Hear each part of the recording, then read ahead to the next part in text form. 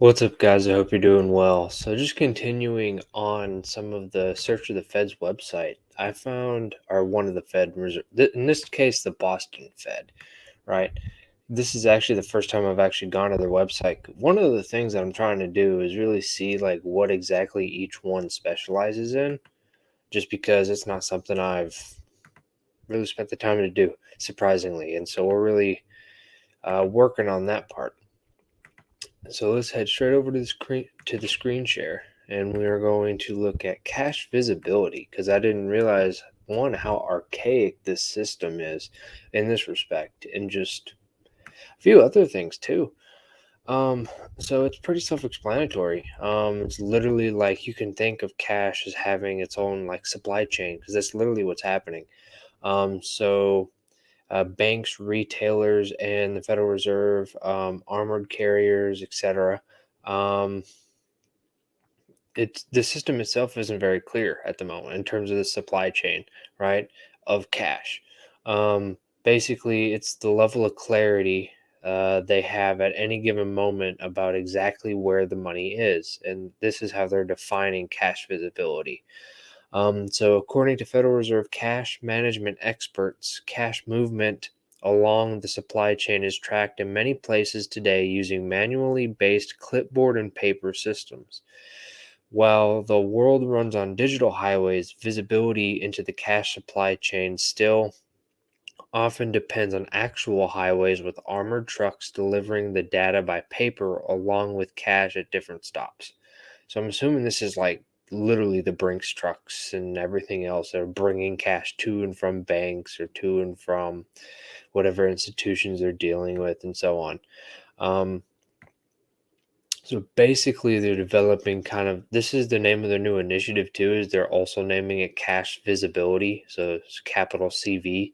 And this actual service that they're providing for this is called Fed Cash E-Manifest Service, right? And it's supposed to increase efficiency, reduce labor hours, and other operating costs because it basically kind of digitize it, from my understanding, right?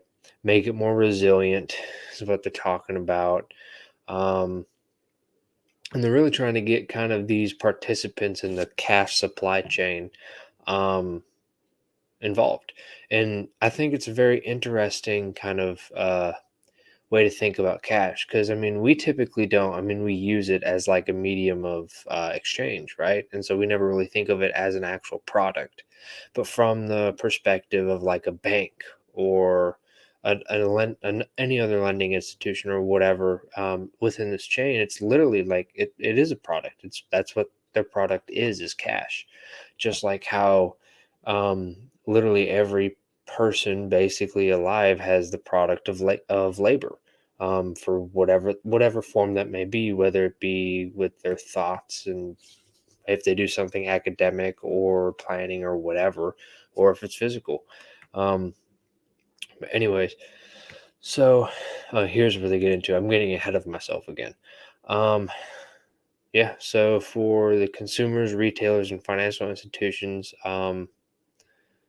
sorry, I keep getting ahead of myself. Um, it's literally it's a product.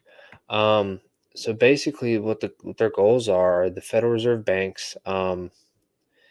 So I keep doing this. Okay. Um, this is the supply chain, right, for cash, right? It starts with the Federal Reserve banks, and they receive the newly printed money and minted money from the U.S. Bureau of Engraving and Printing and the U.S. Mint. So it's not just the U.S. Mint, which is what I thought beforehand. I didn't know there was a Bureau for Engraving and Printing, which I guess kind of makes sense why that's needed, but I just would have assumed that'd be a part of the Mint. It may be. Maybe they just made them separate. But the financial institutions that the Fed ships the money to or receives it from, if it's the actual physical money, um, and then retailers. So retailers, businesses, ATMs, stuff that needs that cash, right? So those are the members of the supply chain.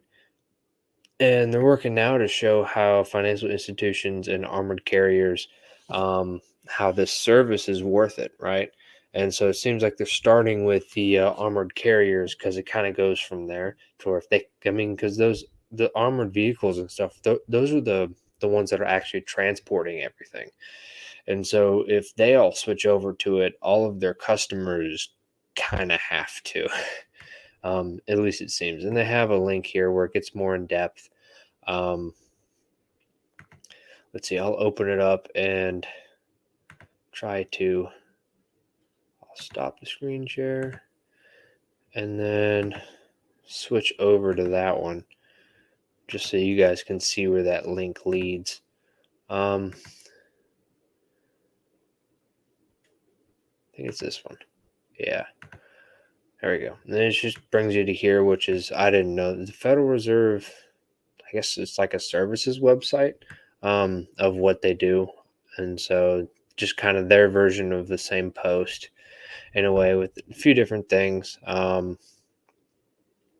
More technical languages or technical language and what they're actually doing specifically, stuff like that.